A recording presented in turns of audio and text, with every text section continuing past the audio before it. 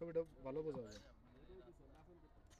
এটা আগে পাস করা আগে একবার কাটছিল, পরে যে ভাঙিয়ে ছিঁড়ে গেছে তো এখন আবার এই যে কাইটা বালি দিয়ে আর সমান হবে আর কি। কে করবে এটা, কে করতেছে? হ্যাঁ করবে না, ওই যে মেম্বারের কাছে যান। এ কতদিন ধরে পড়ে আছে এভাবে? মেম্বারে যে আমাকে কি মেম্বার? ওই এই নতুন মেম্বার এসে জামাল মেম্বার। জামাল মেম্বার। হ্যাঁ অত্র এলাকার লোকজন চেয়ারম্যান সাহেবের দেওয়া ছিল, এখান থেকে আমাদের হাঁটা চলে কষ্ট হয়।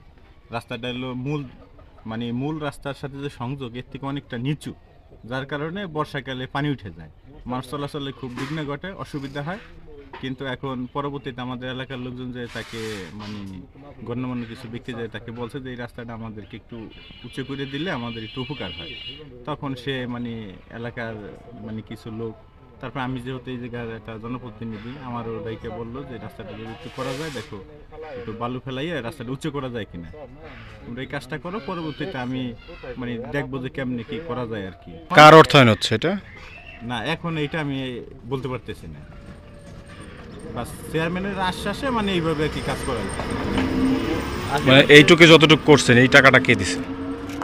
না, এখন এই টাকাটা হলো আমরা ব্যক্তিগতভাবে আর কি করতেছি, ওই ব্যয় করতেছি, ব্যয় করে পরবর্তীতে আমরা যে অ্যামাউন্ট হয় এটা জানাইলাম, তারপরে যেভাবে যা করার দরকার সে হয়তো দেখা যায় পরবর্তীতে।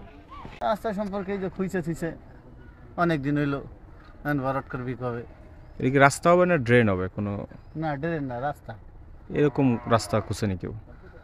হ্যাঁ এটা ইয়ালারা জানে, বোঝেন, যারা টেন্ডার নিচ্ছে। চিনেন কারা এই রাস্তা করতেছে? এই যে না, এইদিকে না, ওইদিকে তো এটা আরিফ চেয়ারম্যানেরই। আরিফ চেয়ারম্যানের না?